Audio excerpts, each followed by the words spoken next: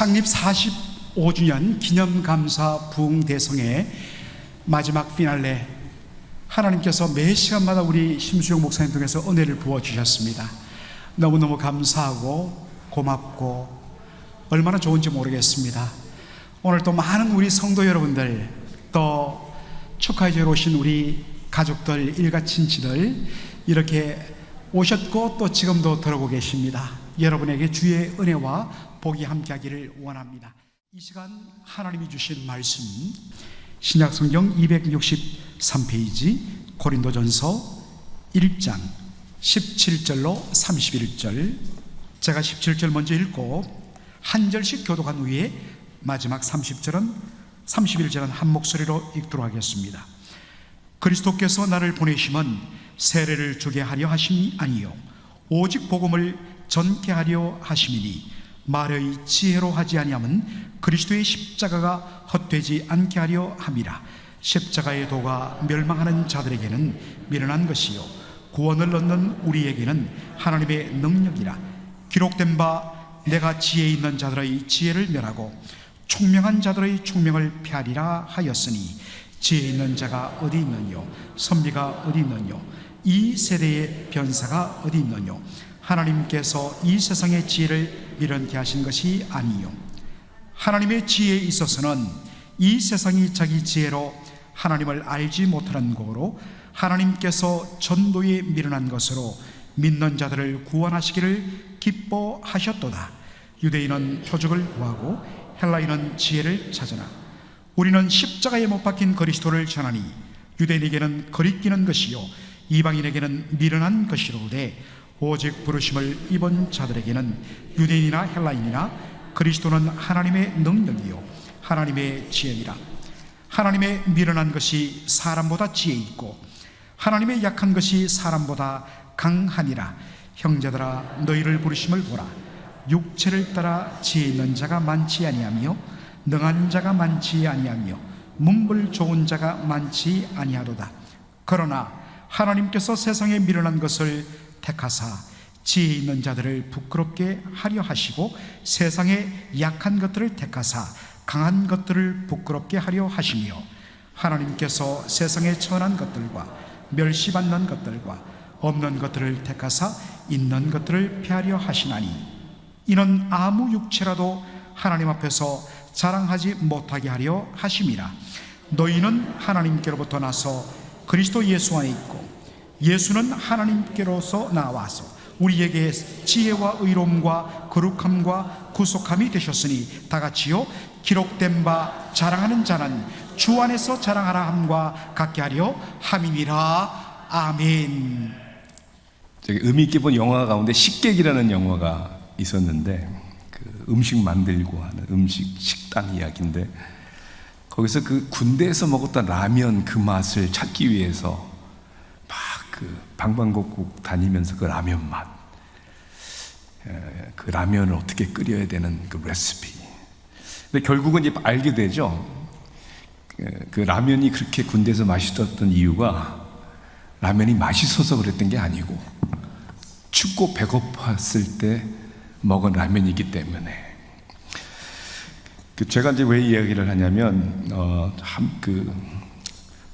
좋은 의미로 굉장히 영적으로 갈급한 그런 심령들인 것을 제가 느끼는 것 같아요. 올라오기 전에 장로님 한 두 분이 설교가 너무 짧대라는 거예요. 제가 그런 얘기 처음 들어봤어요.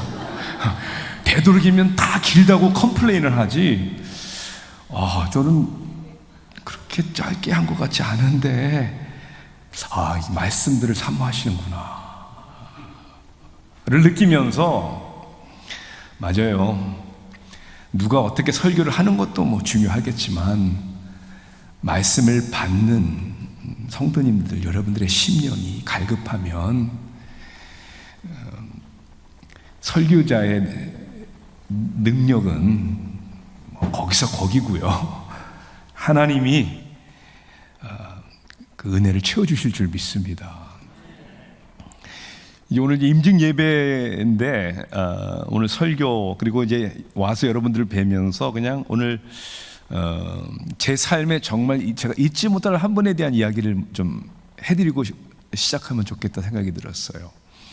제가 이제 개척을 하기 위해서 이제 아틀란타로 오는데, 뭐 가족이 없었던 건 사실인데, 이제 휴스턴에서 제가 섬기는 교회에 연세된 분이 이제 아드님하고 교회 나오시는 분이 있는데, 아드님이 이제 사업차로 한 6개월 정도 먼저 아틀란타로 이사를 가시면서 그 어머님이 아틀란타로 이사를 가신 거예요. 근데 그때 제가 이제 아틀란타에서 개척하러 온다, 아틀란타에라는 얘기를 듣고, 목사님 개척 오면 제가 그 교회 다닐게요. 그래서 제가 그랬어요.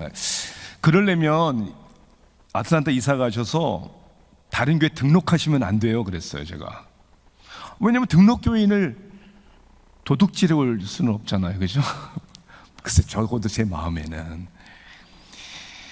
근데 정말 거의 6개월 동안을 교회 예배를 다니면 막 잡으려고 얼마나 그러겠어요. 근데 안 된다고 등록을 안 하셨어요. 그러면서 저희 아파트에서 처음 예배 드는 날부터 지금까지 교회를 출석하세요. 저는 은퇴하고 나왔는데도. 근데 그 권사님이신데 저희 어머님의 지금 베스트 프렌드세요. 두 권사님들이. 저희 어머니보다도, 저희 어머님이 84, 저희 집에서 저희랑 같이 사시거든요. 저희 어머니보다 연배가 좀 높으신 분인데, 이분은 뭐 교육도 초등학교는 나오셨나? 그리고 어렸을 때 이제 국제 결혼하셔서 이제 오신 분인데, 저희 어머니가 하시는 얘기가, 당신이 시기할 정도로 그 권사님이 저를 사랑하신대요. 그리고 우리 어머니 권사님은, 저는 인생의 어머님이 두 분이시다 이렇게 얘기를 해요. 정말 부족하고 모자란 저를 위해서 지난 25년 이상을 기도를 하셨어요. 교회에 좀 어려움이 있잖아요. 또 목회자에게 위기가 오잖아요. 그러면 그분은 그분의 표현이에요. 그냥 집에서 방바닥에 발 쭉 뻗고 막 하나님 앞에 막 우세요. 하나님 좀 어떻게 좀 해달라고. 목사님 좀 불쌍히 여겨달라고. 그럼 하나님이 기적적으로 또 해결이 되고.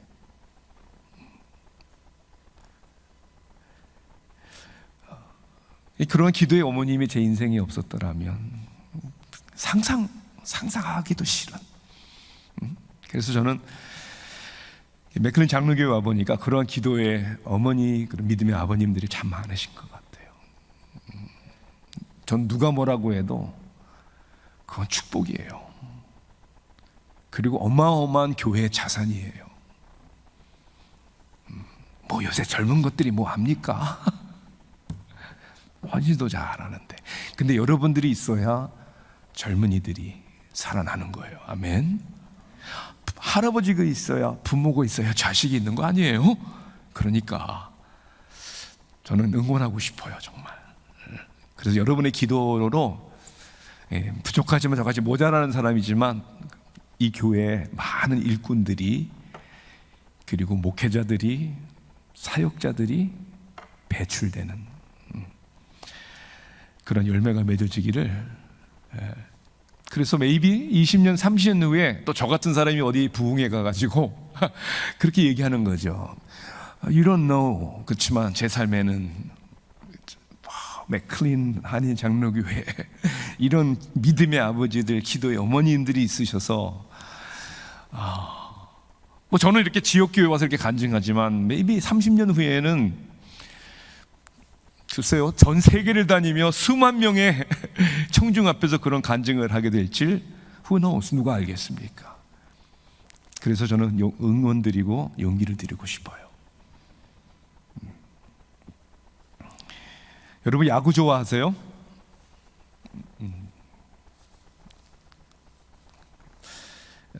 아틀란타, 워싱턴 DC에도 내셔널이라는 야구팀이 있죠. 여기서 별로 못하더라고요. 되게 못하더라고요. 작년에 월드 시리즈, 미국 프로야구 우승을 어느 팀이 했어요? 뭐 남의 동네 일이라고 뭐 관심이 별로 없나 봐요. 예, 아틀란타 브레이브스가 우승을 했어요. 네, 예. 배 아파하지 마시고 축하도 해주시고, 올해도 워싱턴 내셔널하고 같은 디비전이에요. 네, 지금 뉴욕 매츠와 아틀란타 브레이브스는 1위를 지금 반 게임 차로 막 다투고 있어요. 제가 오늘 아침에 확인했어요. 워싱턴 내셔널은 맹꽁찌예요. 예, 네. 미국 프로 야구를 보면 이제 메이저 리그라고 하잖아요. 메이저 리그 밑에 마이너 리그스, 복수형 마이너 리그스가 있어요. 뭐 더블 A, 그보다 또 트리플 A. 그래서 이제 각 구단이 선수들을 막 키우는 거예요. 예. 선언합니다. 그래서 메이저 리그 선수가 뭐 은퇴를 하거나 부상을 당하면 선수를 충당을 해야 되니까 자기 팀의 마이너 리그에서 선수를 부릅니다. 그걸 뭐냐면 콜 한다고 그래요. 콜.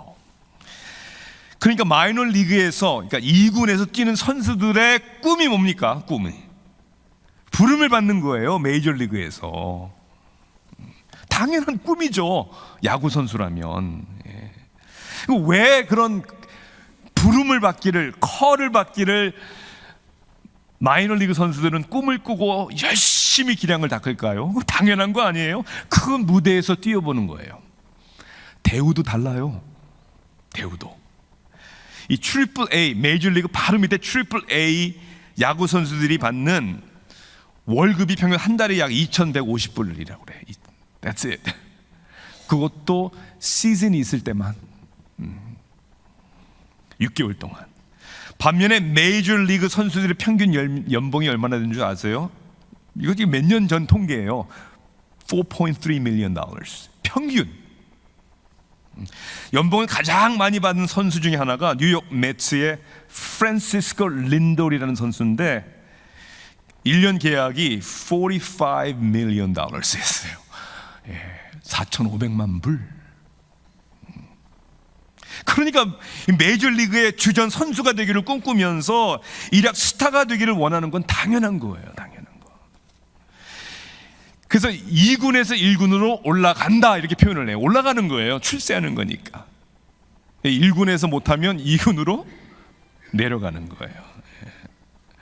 어떤 선수들이 그러면 메이저리그 구단에서 콜을 받을까, 부름을 받을까? 뭐 당연한 거죠. 실력이 있어야 합니다.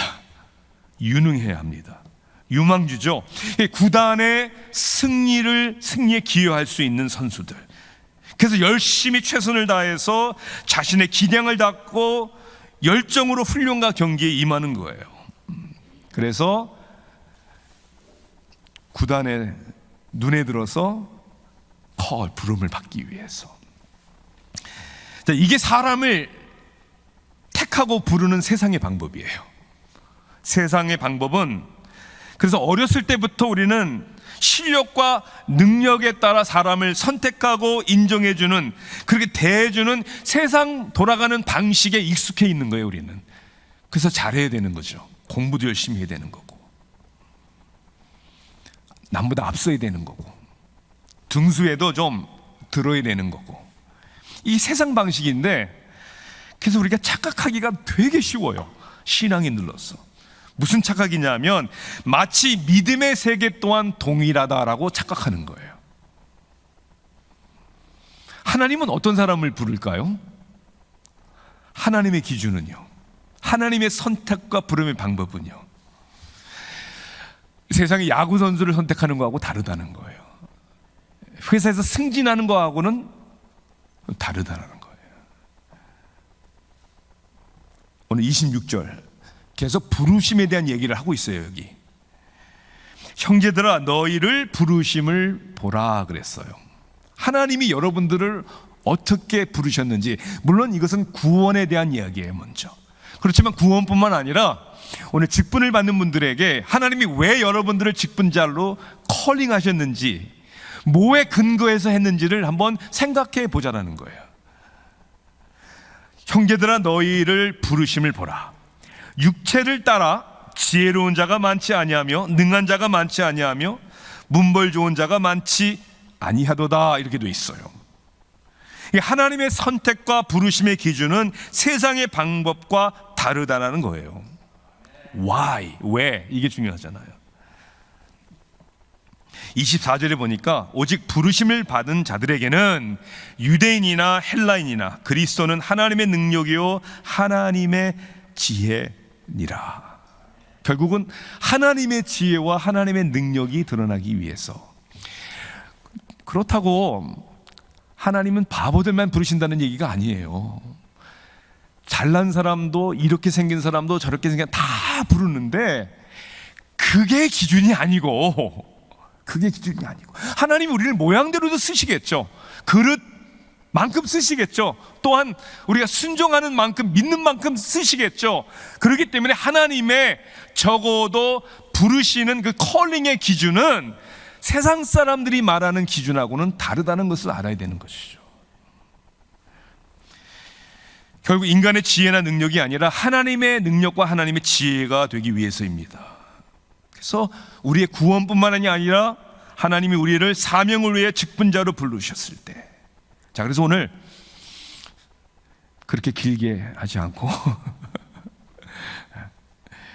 세 가지 항상, 자, 저는 부름을 받는 자격에 대해서 한번 얘기를 해보는 거예요. qualification. 이것은 우리에게 자격이 있는 게 아니라 하나님의 은혜라는 거예요. 성경이 그렇게 얘기하고 있어요. 우리가 얘기하는 웨스트 신앙 고백, 우리의 믿음의 교리를 잘 정리한 거예요. 그 10장에는 소위 얘기하는 효과적인 부르심, 이거를 영어로 effectual calling이라고 그래요. 하나님이 우리를 구원에 이르게 하시는 이 효과적인 컬링에 대해서 뭐라고 얘기를 했냐면, 이 효과적인 부르심은 오직 하나님의 값없이 주시는 특별한 은혜에 속한 것이고, 이렇게 돼 있어요.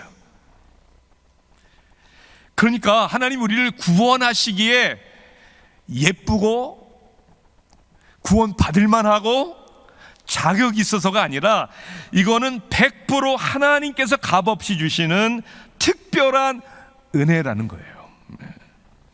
자격이 아니죠. 그래서 제가 첫 번째 설교 시간부터 우리 정체성에 대해서 얘기를 했잖아요. 우리에게 있는 게 아니라니까요. 하나님 그리스도 안에서의. 요즘에 가장 사회적으로 이슈가 되는 게 정체성의 혼돈이에요. Identity crisis. 여러분, 우리의 자녀들, 특히 손주들이 다니는 지금 학교는요, 어마어마한 지금 세상의 물결이 우리의 정체성을 흔들고 있는 거예요. Gender identity. 남자냐 여자냐를, 그거 굉장히 쉬운데 그거 모른다라는 거예요. 남자로 태어났어도 자기가 여자로 느끼면 여자가 될 수 있대요. Sexual identity. 이게 세상의 일만이 아니라 이게 교회 안에도 들어왔단 말이에요.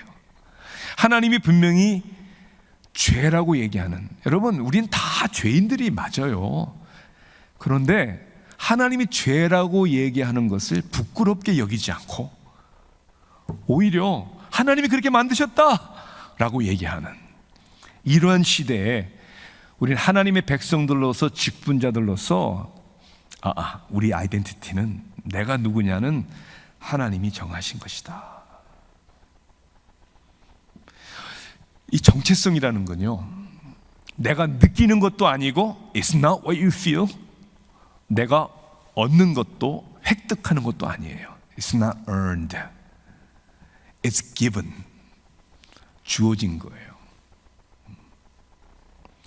26절에 너희 부르심을 보라. 육체를 따라 지혜로운 자가 많지 아니하며, 거듭 말씀드리지만 지혜 있는 사람, 능한 사람, 문벌 좋은 사람을 부르지 않는다는 의미가 아니에요. 그것 때문에 부른 건 아니라는 거죠. 차이를 이해하시겠어요? 사도 바울만 해도 당대에 로마 시민권을 가진 사람이었어요. 많이 배운 사람이에요. 가멜리에 수하에서 그 당시에 탑 에듀케이션을 받은 사람이에요. 실력자였어요. 열정의 사람이었어요. 그런데 그것 때문에 그를 이방인의 사도로 부른 게 아니라는 거예요. 근데 그렇게 부르셔서 그런 것들을 사용을 하셨어요. You see? 이게 차이점이에요.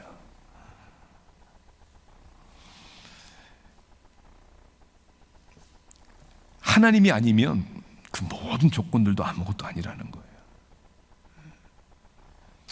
오늘 직분을 받는 여러분들을 저는 뭐 개인적으로는 잘 모르겠지만 뭐 나름대로 신앙이 열심히 있으니까 능력도 있으신 분들이겠죠, 당연히. 그런데 그 조건 때문에 부른 게 아니라는 것을 늘 기억하시길 바라요.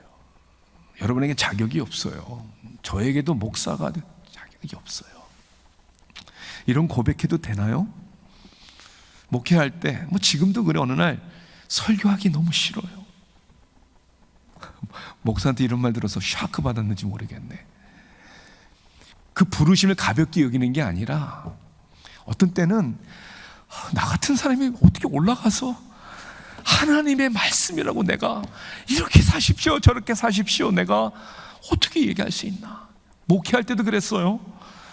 집사람하고 조금 다툰 그 다음날은 교회 가기 싫었어요. 설교하기도 싫었고요. 그때마다 하나님이 저한테 리마인드 해주신 게 뭔지 아세요? 네 인격이 좋아서 내가 너를 목사로 부른 줄 아냐, 그거예요. 네가 아니야.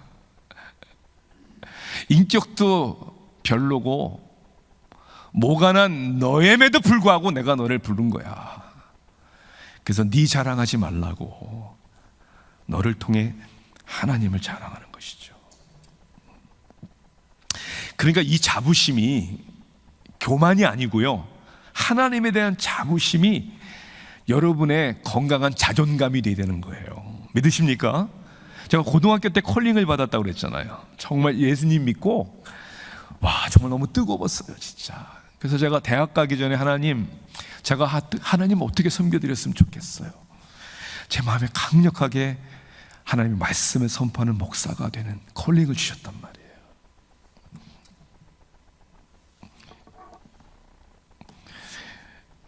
그때 제가 읽은 책 가운데 제 평생의 저의 좌우명이 되는 한국의 어느 목사님에 대한 잘 알려진 이야기예요. 청량리 중앙교회 임택진 목사님의 일화를 제가 책에서 읽었어요. 청량리 중앙교회가 약 200명 정도 되었을 때 약 800명 정도 출석하는 교회로부터 담임 청임을 받았어요. 여러분, 그 당시만 해도 옛날에 어느 좋은 교회 목사가 있으면 큰 교회에서 이렇게 뺏어갔어요. 데려갔어요. 무슨 뭐 인터뷰 보고 이런 거 없고 미리 다 알아보고 가서 스카우트 해갔어요.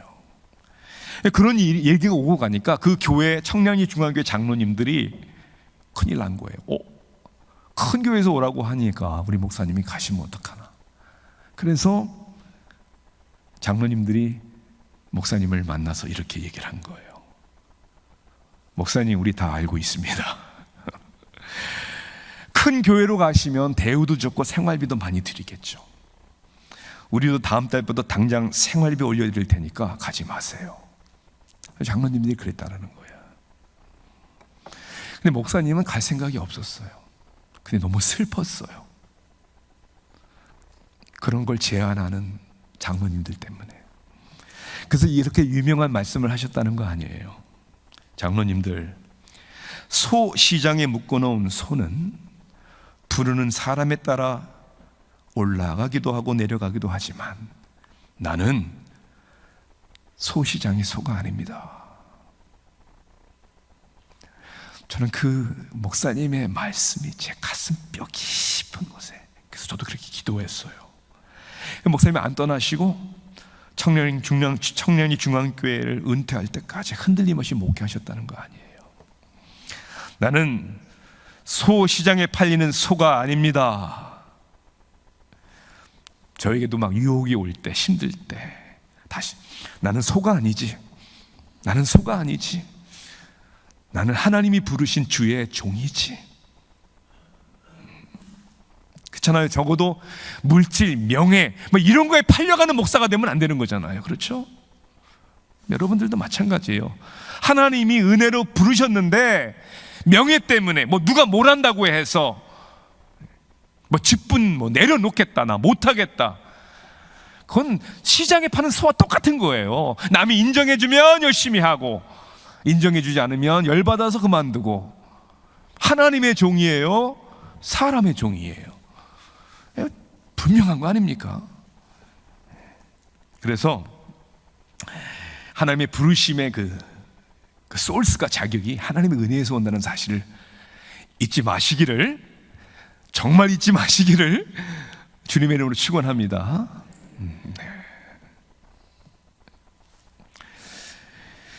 두 번째, 이 부르심에, 이 하나님의 부르심에는 거듭 말씀드리는 거예요. 이 힘과 능력이 자신에게 있는 게 아니라 부르시는 하나님에게 있는 거예요.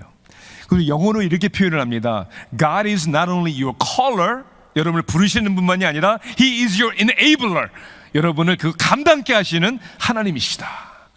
믿으십니까? 정말 믿어요. 그러니까 아무것도 없어도 당당한 거예요. 하나님이 내 백인데. 1.5세가 한국 나가서 성공한 친구인데 크리스찬이에요. 목사님 아들인데 정확히 기억하는지 모르면 책을 썼어요. 당신의 백은 누굽니까? 여러분의 백이 누구예요? 백이 뭐냐고 물어본 게 아니고요. 구찌나 이런 게 아니고 여러분의 백이 누구십니까? 하나님.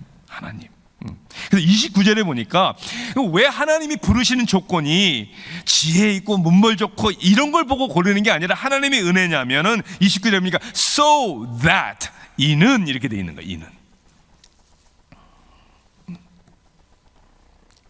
그 이유가 뭐예요? 여러분의 능력과 지혜가 아니라 하나님의 능력과 하나님의 지혜에 있게 하기 위해서. 그리고 29절을 보면 사람의 지혜와 능력에 얕지는 이유, 두 가지 이유를 얘기하는데 네거티브 이유 그리고 포지티브 이유를 두 개 얘기해요. 부정적인 것, 긍정적인 것. 이는 아무 육체도 하나님 앞에서 자랑하지 못하게 하려 함이라. 뭐 하지 못하게 하려고요? 자랑. 여러분의 것이면 여러분이 자랑할 수 있겠죠. 근데 자랑할 수가 없어요. It's not you. 여러분이 하는 게 아니에요. 하나님이 하시는 거니까. 아무 육체도 하나님 앞에서 자랑하지 못하게 하려 합니다. 이제 긍정적으로 옮겨요. 포지티브로. 자, 그것은 기록된 바 자랑하는 자는 주 안에서 자랑하라 함과 같게 하려 함이라. 자기는 자랑하지 말고 자랑할 게 있거든. 주 안에서 자랑하세요. 예수님 자랑하세요. 하나님 자랑하세요. 공동체를 자랑하세요. 나가 아니라 우리. 하나님이 주는 지혜 때문에, 하나님 주신 능력 때문에 어떤 상황에 있든지 우리는 괜찮은 거예요. 저는 코디네이터라는 제 명칭이, 코디네이터가 대단한 건 아니고요. 우리 PCA 교단에 이제 잠깐 여러분에게 설명을 드리자면 아시는지 모르겠지만은 노회가 88개가 있습니다. 노회가. 그 중에 9개가 한어 노회예요. Korean Language Presbytery. 그러니까 여러분 교회가 있는 수도 노회. 9개가 한어 노회예요. 2,000개 정도의 교회가 있는데 그 중에 230개 교회 정도가 한인 교회예요. 목회자가 약 5,000명입니다. 우리 교단, PCA 교단에. 그 중에 영어권을 포함해서 약 700명 정도가 한인 목회자들이에요. 그래서 우리 교단의 약 13% 정도 플러스 마이너스, 흑인들이 1%고요. 스페니쉬가 1%예요. 그러니까 우리 소수 민족 중에 소수 민족인데 우리 교단의 13%예요. 그래서 저는 이제 50개 주를 다 커버합니다. 네, 다 다녀요. 쭉 특별히 이제 팬데믹 전에는 자주 다니다가 팬데믹 때 좀 폐가 되니까 다시 이제 많이 다니는데 제가 거의 안 다녀본 데가 없겠죠. 교회 사정을 다 듣고 얼마나 어렵고 힘들다. 근데 이제 이런 이야기들을 많이 해요. 코로나 팬데믹이 얼마나 교회를 어렵게 했는가 이런 얘기를 하는데 죄송합니다만 저는 그거 하나도 안 믿습니다. 정말 코로나 팬데믹이 교회를 어렵게 했다고 믿으세요? 저는 그렇게 생각하지 않아요. 저는 이렇게 생각을 해요. 코로나 팬데믹이 약하고 어려운 교회의 상황을 드러나게 한 것뿐이다 이렇게 생각해요. 왜냐하면 코로나가 교회를 어렵게 했다는 말에는 교회 머리 대신에 예수님은 별벌이 없는 분이야, 이렇게 얘기하는 거랑 똑같은 거예요. 우리가 가지고 있는 하나님의 말씀과 믿음과 기도의 능력이 코로나 앞에서는 별볼일 없다라고 얘기하는 거하고 똑같은 거예요. 아니, 음부의 권세가 이기지 못하는 교회가 코로나 때문에 어려워요? 힘들어요? 아니요. 그 믿음을 잃어버렸기 때문에 교회가 어려워진 거죠. 라드니 스타크라는 사회학자가 쓴 책이 있어요. 영어로는 The Rise of the Christianity, 우리말로는 기독교의 발흥, 이렇게 되어 있는데, 이 사람은 사회학자의 시선으로 연구를 한 거예요. 초기 기독교 주 후 2년 2세기, 3세기, 4세기에 어떻게 교회가 부흥을 그렇게 했는가의 요인을 연구한 사람이에요. 사회학자의 눈으로. 여러분, 예수님이 부활하시고 믿음을 가졌던 사람들은 사회에서 가장 밑바닥에 있었던 사람들이었어요. 그렇죠?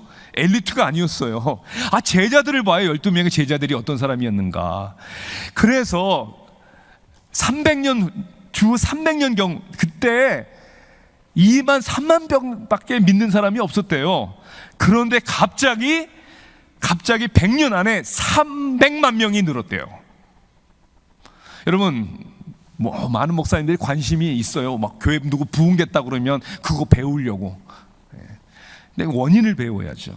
사회학자가 그럼 왜 그때 2, 3만 명에서 300만 명의 부흥을 경험했는가? 왜 그런 줄 아세요? 팬데믹 때문이래요. 팬데믹. 그때 역병이 돌았는데 하루에 로마에서 6천 명씩 죽어나갔대요. 모든 사람들은 살기 위해서 다 도망갔대요. 떠났대요. 그런데 기독교인들은 도망가지 않았대요. 왜 남았는 줄 아세요? 죽은 자들을 장사 지내주고 병든 자들을 치료해 준다라고 자신들의 생명을 걸고, 그것을 본 사람들이 신앙을 가지려면 저런 신앙을 가져야 돼. 그들의 타협하지 않는 믿음과 사랑으로 나타나는 그들의 신앙의 모습에 세상은 감동을 받았다는 거예요. 그러니까 팬데믹 때문에 뭐가 안 되고 힘들고 이런 부끄러운 얘기를 하면 안 되는 거예요. 적어도 부족한 건 사실이지만 저는 그 얘기하고 싶지 않아요. 하나님이 능히 역사하실 수 있는 분이세요. 적어도 우리 직분자들은 그런 믿음을 가졌으면 좋겠어요. 나이가 몇이냐라는 이제 물음이 우린 신뢰인데, 저는 이렇게 생각합니다. 달력 나이가 있고 믿음의 나이가 있다, 이렇게 생각을 해요. 달력 나이는 면허증 까보면 다 아는 거죠. 네. 근데 믿음의 나이는 면허증이 안 나와요.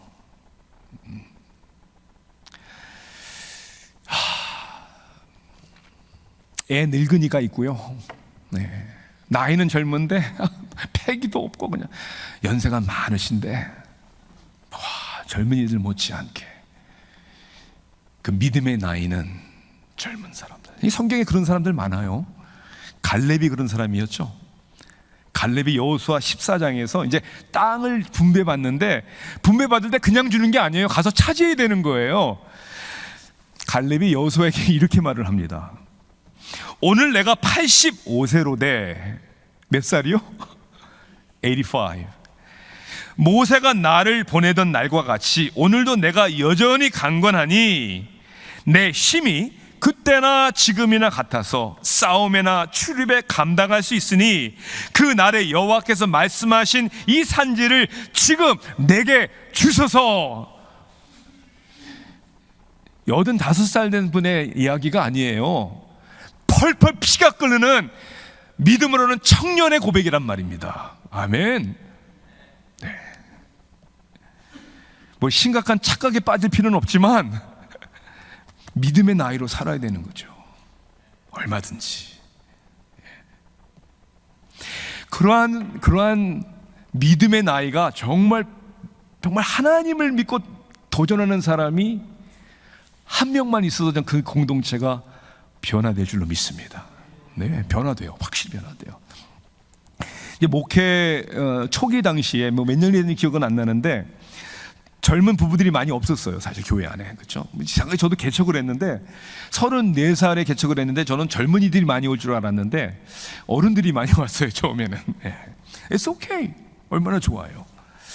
저희 교회에 이제 젊은 부부가 이제 있었는데 어느 날 이제 저하고 이제 목사님 좀 만나서 좀 식사 좀 같이 해요.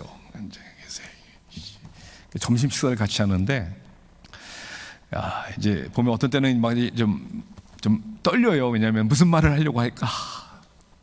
교회 떠난다고 그러면 어떡하나? 뭐 이런. 그 집사님 분이 교회를 떠나겠다는 건 아닌데 이제 완전 1.5세예요. 네, 뭐 영어 한글 퍼펙트하게 하는 분들인데 교회에 이제 특히 한옥권에 자기 또래 친구들이 너무 없어서 좀 외롭다라는 거예요. 그래서 그 당시 영어 예배부가 더 컸어요. 자기가 영어 예배부로 가면 어떻겠냐 그렇게 얘기를 하더라고요. 그래서 고마웠어. 일단은 교회를 떠난다고 안 하니까. 그 정도 수준은 아니죠, 그분이. 얼마든 영어 예배를 같은 교회니까 갈 수는 있는데 그때 제가 간절한 마음으로 그 집사님 부부에게 제가 이렇게 부탁을 했어요. 집사님 너무 미안해요. 그 상황이 미안한 거죠, 저는 목회자로서. 그런데 집사님 혹시 저와 같이 믿음을 갖고 지금은 많이 없지만 집사님 내외께서 30대 초반 우리 교회에 그 젊은이들이 모일 수 있는 캐럴리스트, 어떤 핵심 멤버가 되어 주셔서 하나님 앞에 우리가 한번 기도하고 우리 젊은 부부들의 부흥을 위해서 같이 한번 섬겼으면 얼마나 좋을까요?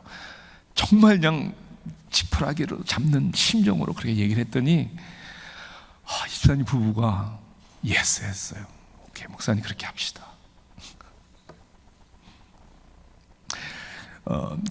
그 집사님이 지금 이제 40대 중반 됐나? 이제 장로 피택 받아서 이제 훈련 중이에요. 장로님 곧 되실 거예요. 너무 멋있어요.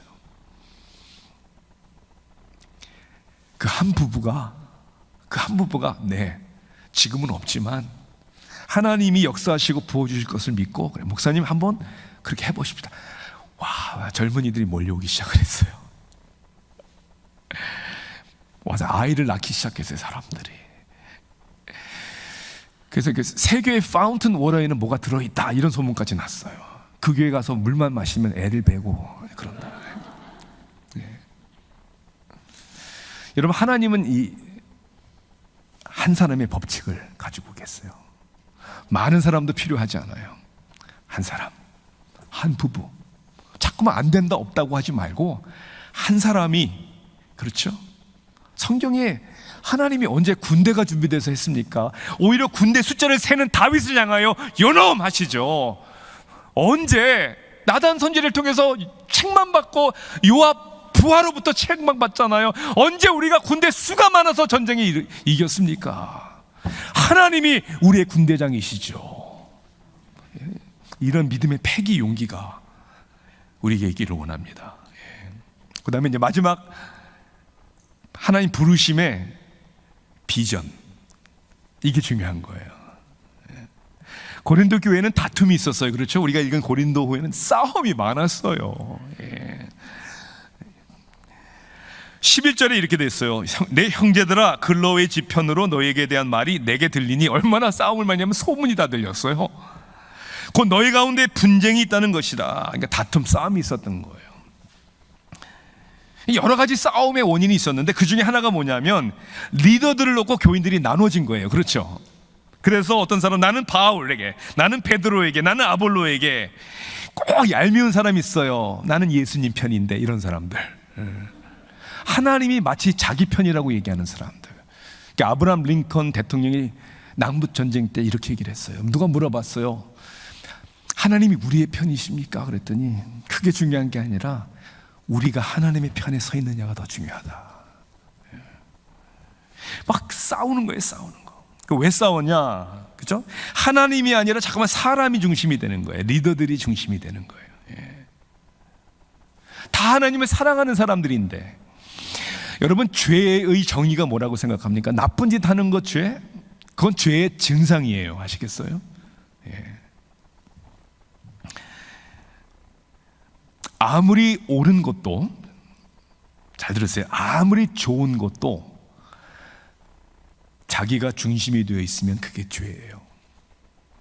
자, 영어로 죄를 뭐라고 하죠? Sin. Spell it. S-I-N.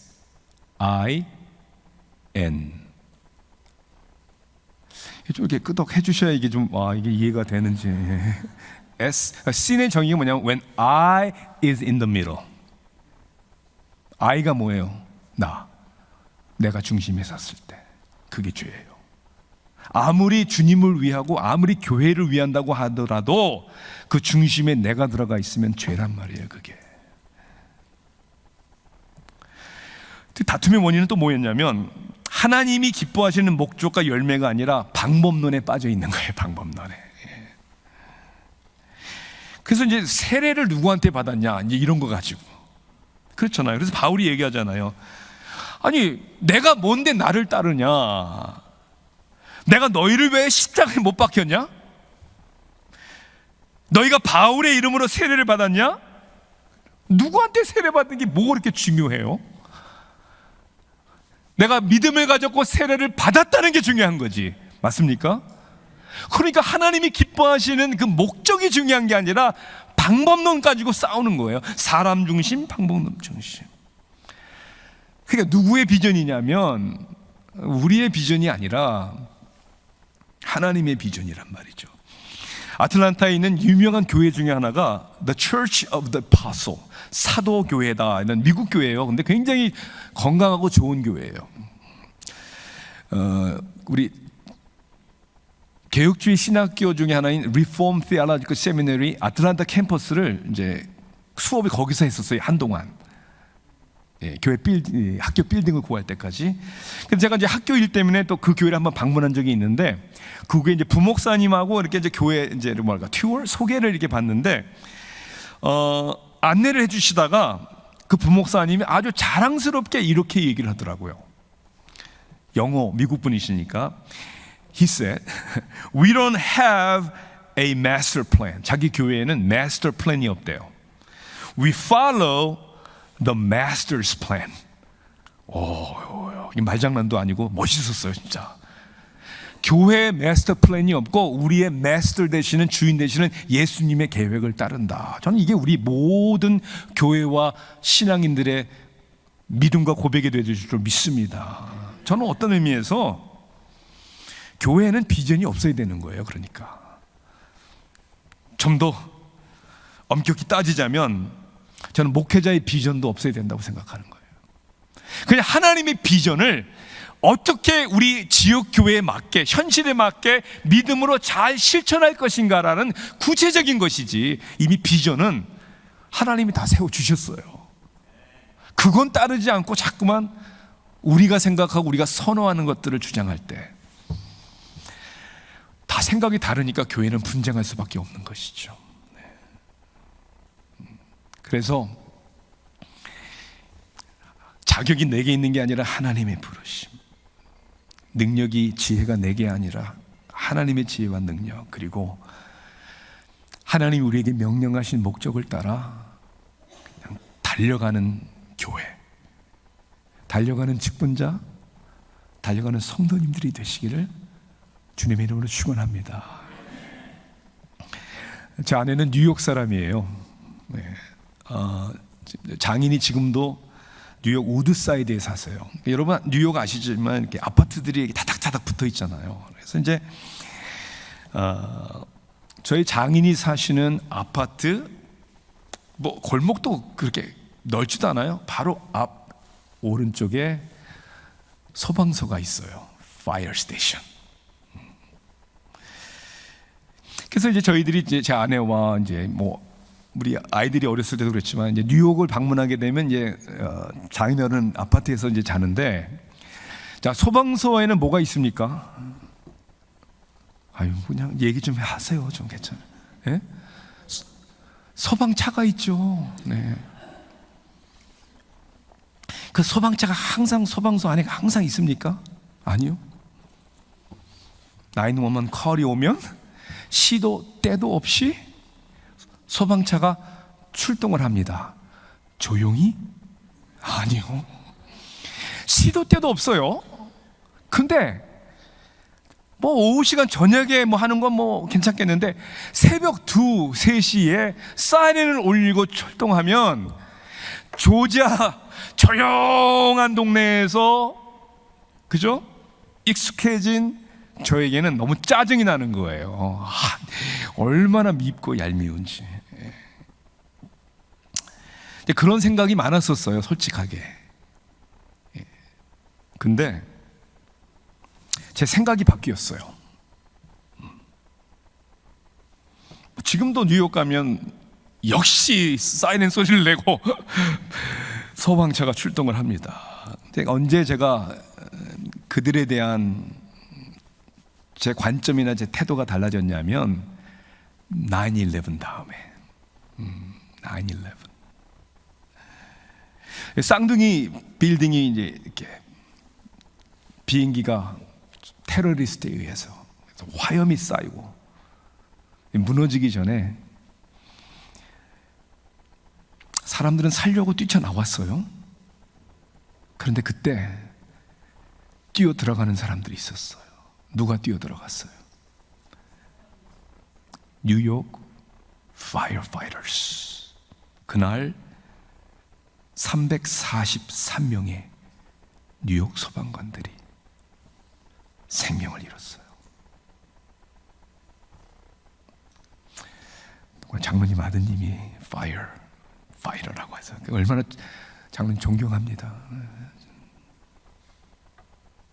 여러분, 소방관들이 연봉이 많아서 소방관이 되는 줄 아세요? 아니요, 아닐 것 같아요. 지금도 새벽이라도 사이렌 소리를 내면서 소방관들이 출동할 때 안타까워요. 오히려 하나님 또 어디에 어떤 상황에 또 사람들을 살리려고 자기의 목숨을 걸고 저렇게 뛰어갑니까? 차라리 기도가 나오는 거죠. 하나님, please be with them. 그들과 함께 해주세요.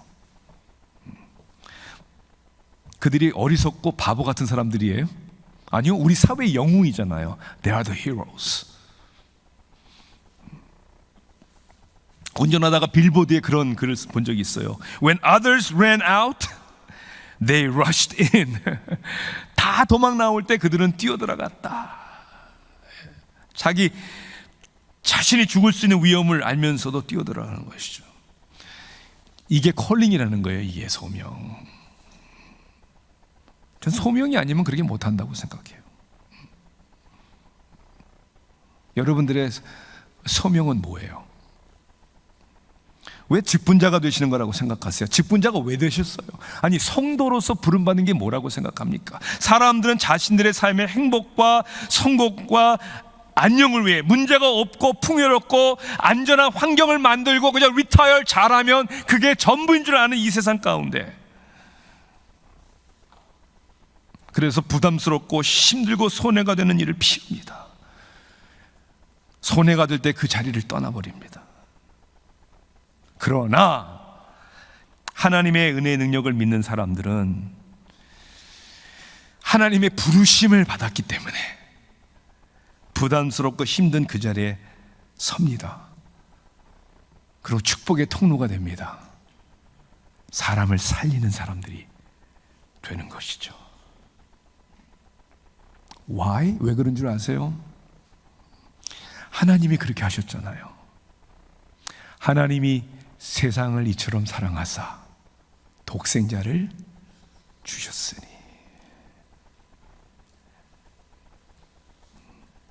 히브리서 12장 2절은 오늘 우리 모든 성도님들에게, 직분자들에게 특별히 이 말씀을 주십니다. 믿음의 주, 곧 온전하게 하시는 예수를 바라보자. 그분을 바라보셔야 되는데 왜? 그 앞에 있는 기쁨을 위하여 십자가를 참으사 부끄러움을 개의치 아니하시고 하나님의 보좌 우편에 앉으셨느니라. 예수님을 바라보세요. 그분이 구원의 기쁨, 하나님의 영광을 위하여 십자가를 참으시고 부끄러움을 I don't care, 개의치 아니하셨다. 그런 주님의 followers, 따르는 여러분들 되시기를 축복합니다. 아멘. 기도하시겠습니다. 좋으신 하나님, 직분을 받은 것은 영광입니다. 교회 장로님들을 세울 때도 배나 존경받을 분들이라고 했어요. 주님 감사합니다. 하나님이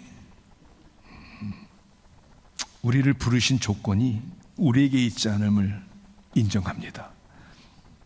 우리의 지혜와 능력이 아님을 감사합니다. 우리 지혜와 능력이 무슨 일을 얼마나 대단히 하겠습니까? 그런데 하나님의 능력과 지혜를 주심을 믿습니다. 하나님, 우리의 혹은 나의 생각과 나의 선호, 목표가 아니라 하나님의 목적과 뜻을 추구하고 그것을 위해 우리의 삶을 드리게 하옵소서. 예수님의 이름으로 기도합니다. 아멘.